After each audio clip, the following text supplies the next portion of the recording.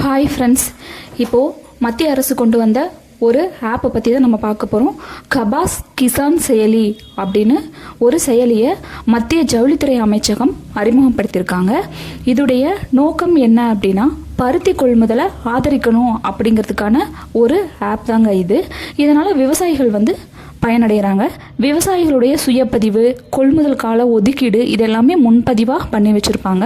இவங்களுடைய கட்டணமுமே நிர்ணயம் பண்ணி வச்சுருப்பாங்க.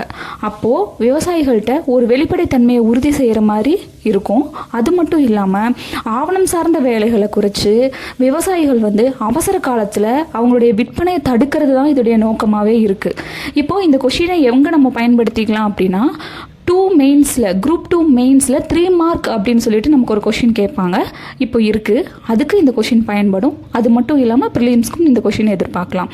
இப்போது டைரெக்டாக நமக்கு கபாஸ் கிசான் செயலி அப்படின்னு கேட்காம, நம்மளுடைய விவசாயத்துறைக்காகவும் நம்மளுடைய அரசு முன்னெடுத்த திட்டங்கள் என்ன அப்படின்னு சொல்லி கேட்டாலும் இந்த பாயிண்ட்ஸை நம்ம இன்க்ளூட் பண்ணிக்கலாம். அதுக்காகவும் இது பயன்படும் ஃப்ரெண்ட்ஸ். தேங்க்யூ.